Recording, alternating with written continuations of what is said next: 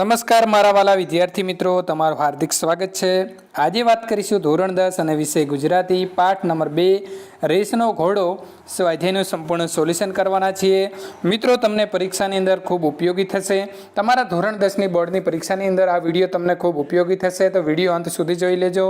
આ જવાબો તમે ગુજરાતીની નોટબુકમાં પણ લખી શકો છો। આપણી ચેનલમાં તમામ વિષયના સ્વાધ્યાય સોલ્યુશન સાથે મૂકવામાં આવે છે, તો એ પણ તમે પ્લેલિસ્ટમાં જઈ અને જોઈ શકો છો। મિત્રો, ચેનલની અંદર પ્રથમ વખત આવ્યા છો તો ચેનલને સબસ્ક્રાઇબ કરી બાજુમાં આપેલા બેલ આઇકનની અંદર ઓલ નોટિફિકેશન કરી દેજો। હવે આપણે વાત કરવી છે પ્રથમ મિત્રો, આની આપણે થોડી ચર્ચા કરી લઈએ। તો પાઠનું નામ તો રેસનો ઘોડો છે। સાહિત્ય કૃતિનો પ્રકાર તો નવલિકા છે। આ પાઠના લેખક વર્ષા અડાલજા છે। આ પાઠ જે છે એ મિત્રો શેમાંથી લેવામાં આવ્યો છે? તો વર્ષા અડાલજા જે છે એમની જે કૃતિ છે કોઈ વાર થાય કે એમાંથી લેવામાં આવેલો છે। તો આ પ્રકારના પણ પ્રશ્નો પૂછાતા હોય છે। ત્યાર પછી મિત્રો શબ્દની સમજૂતી થોડા મેળવી લઈએ। શબ્દાર્થ એટલે કે સામાનાર્થી શબ્દ। નિર્દોષ તો દોષ વિનાનો। ઉમળકો હેતનો ઉભરો। લિજ્જત તો લહેજત અથવા મજા। માયકાંગલું તો નબળું અથવા તો માવડિયું। રૂઢિપ્રયોગ પણ આપણને આપેલા છે, એ પણ જોઈ લઈએ। ભારે હૃદય તો દુઃખી હૃદય। આંખ ભીની થવી તો લાગણી સભર થવું। મોંમાં ઘી સાકર તો સુખદ આભારની લાગણી વ્યક્ત કરવી। માથું ધૂણાવવું તો માથું હલાવીને હા કે નાનો ઈશારો કરવો। મિત્રો, હવે આપણે સ્વાધ્યાયના જવાબો સોલ્યુશન સાથે મેળવવાના છીએ। મિત્રો, આપણે માહિતી જોઈ, એ પણ ઘણી વખત પરીક્ષાની અંદર પૂછાતી હોય છે। હવે જોઈશું સ્વાધ્યાય પ્રશ્ન નંબર 1, સાચો વિકલ્પ પસંદ કરો। તો પહેલું છે વિનુ કાકા વાત વાતમાં કહેતા, તો સાચો જવાબ આવે છે એ નિશાન ઊંચું રાખવું। નંબર 2, અંકિતના માતા પિતાનું સ્વપ્ન હતું, તો મિત્રો સાચો જવાબ આવે છે બી, તે ઉમદા માણસ બને। ત્યાર પછી પ્રશ્ન નંબર 2, એક વાક્યમાં ઉત્તર આપો। પહેલો છે અમેરિકામાં રહેતા ડૉક્ટર સૌરભ પાસે કોના માટે સમય નથી? તો જવાબ લખીશું અમેરિકામાં રહેતા ડૉક્ટર સૌરભ પાસે પોતાના માતા પિતા માટે સમય નથી। નંબર 2, અંકિતને પરીક્ષામાં ઉત્તીર્ણ થયાની ખુશીમાં કયા પુસ્તકો ભેટમાં મળ્યા હતા? તો અંકિતને પરીક્ષામાં ઉત્તીર્ણ થવાની ખુશીમાં રામાયણ અને મહાભારતની બાળકથાઓના પુસ્તક ભેટમાં મળ્યા હતા। મિત્રો, તમે પણ જો તમને ક્યાંયથી રામાયણ અને મહાભારત મળે તો ચોક્કસથી એક વખત વાંચી લેજો। પ્રશ્ન નંબર 3, 2-3 વાક્યમાં ઉત્તર આપો। બેટા ચાલ, બહુ મોડું થઈ ગયું। વિનુ કાકાના આ વાક્યનો ગૂઢાર્થ સમજાવો। તો જવાબ, સૌરભ ભણી ગણીને અમેરિકામાં ડૉક્ટર થયો। ભૌતિક સમૃદ્ધિ તેણે મેળવી, પણ તેની પાસે માતા પિતા માટે સમય ફાળવવા જેટલી આંતરિક સમૃદ્ધિ નથી। સૌરભને ઉમદા માણસ બનાવવામાં અને સંસ્કાર આપવામાં મોડું થઈ ગયું, તેથી ઊંડા દુઃખ સાથે તેમણે કહ્યું, બેટા ચાલ, બહુ મોડું થઈ ગયું। પ્રશ્ન નંબર 2, હવે અમેરિકા ક્યારે જશો? પ્રશ્નના ઉત્તરમાં વિનુ કાકાની પ્રતિક્રિયા તમારા શબ્દમાં વર્ણવો। તો જવાબ લખીશું કે હવે અમેરિકા ક્યારે જશો એવા નીનાબહેનના પ્રશ્નના ઉત્તરમાં વિનુ કાકા માથું ધોણાવી ચૂપ રહ્યા। એમની આંખને ખૂણે બાંધેલું નાનો આંસુ અમથતા સૂરજના કિરણમાં ચમકી ઉઠ્યું। હવે એમના પુત્ર સૌરભને એમના માટે સમય નહોતો। તો મિત્રો, આપણે પણ આપણા મા બાપ જે છે એમના માટે જે તમને અત્યારે સમય આપે છે, તમે પણ મોટા થઈ અને તમારા મા બાપ માટે ચોક્કસથી સમય કાઢજો। ત્યાર પછીની પ્રશ્ન નંબર 4, 7-8 વાક્યમાં જવાબ આપો। રેસનો ઘોડો વાર્તાના આધારે બાળકના ઘડતરમાં અડચણરૂપ બનતા પરિબળોની ચર્ચા કરો।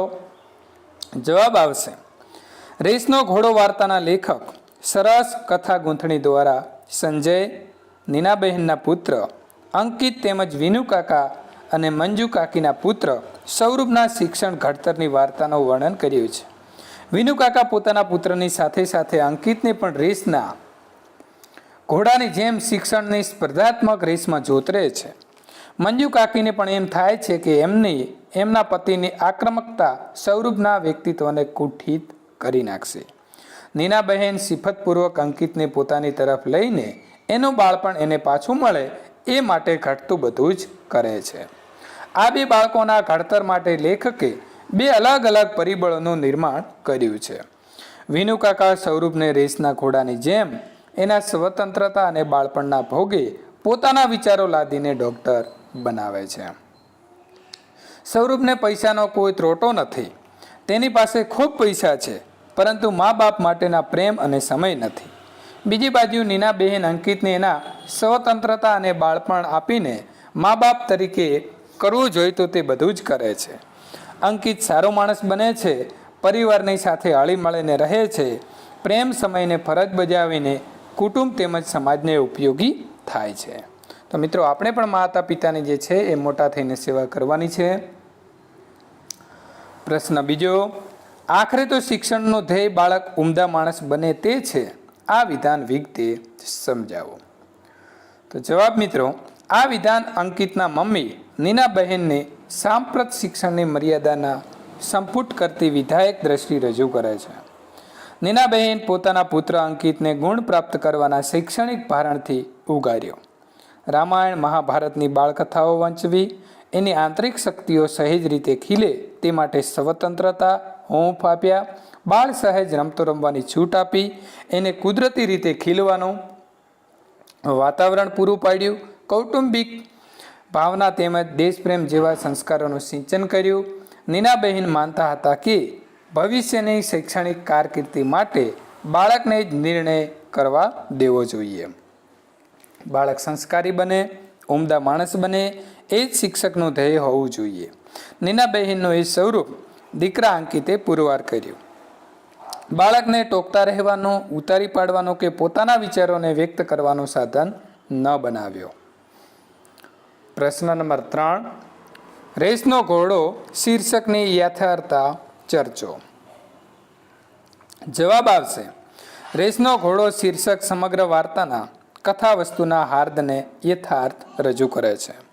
વિનુકાકા એ વાર્તાનું મહત્વનું પાત્ર છે. પોતાના સંતાનોને પરીક્ષાલક્ષી સ્પર્ધાત્મક હોડમાં રેસના ઘોડાની જેમ જોતરીને પોતાના વિચારો એમના ઉપર લાદી દેનાર મા બાપનું વિનુકાકા પ્રતિનિધિત્વ કરે છે. સૌરભ અહીં રેસનો ઘોડો છે. વિનુકાકા એને દોડાવે છે. એમાં સૌરભ ઊણો ઉતરે કે ઓછા માર્ક્સ આવે તો વિનુકાકા એને ટોકતા કે ઉતારી પાડતા. એમાં રેસના ઘોડાની જેમ તે પ્રથમ આવ્યો. સૌરભ મોટી ડિગ્રી મેળવે, ચંદ્રકો જીતે, અખબારમાં એનું નામ ચમકે, ફોટા છપાય, એવું વિનુકાકા ઈચ્છે છે. એમાં તેમની મહેનત સફળ થઈ. સૌરભ રેસના ઘોડાની જેમ પ્રથમ આવ્યો. તે અમેરિકામાં ડૉક્ટર થયો અને ત્યાંની મોટી હોસ્પિટલમાં કામે લાગી ગયો. મા બાપ સાથે વાત કરવાનો, એમને સમજવાનો કે સહારો થવાની એની પાસે સમય નહોતો. વિશાળ બંગલો, કાર જેવી અનેક ભૌતિક સંપત્તિ મેળવી. આમ સૌરભ શિક્ષણ ક્ષેત્રે રેસનો ઘોડો જીતી ગયો, પણ સંસ્કાર ક્ષેત્રે તે હારી ગયો. આ દ્રષ્ટિએ રેસનો ઘોડો શીર્ષક જે છે એ મિત્રો યથાર્થ છે. એટલે કે એકદમ આ જેને પાઠ છે એને લાગુ પડે છે. મિત્રો, અહીં આપણો જે પાઠ છે તેનું સંપૂર્ણ સ્વાધ્યાયનું સોલ્યુશન પૂર્ણ થાય છે. આવા જ પાઠ નંબર 3નો સોલ્યુશન મેળવવા માટે ચેનલ સાથે જોડાયેલા રહેજો અને અહીં જે પ્લેલિસ્ટ દેખાય છે એના ઉપર ક્લિક કરીને મેળવી શકો છો.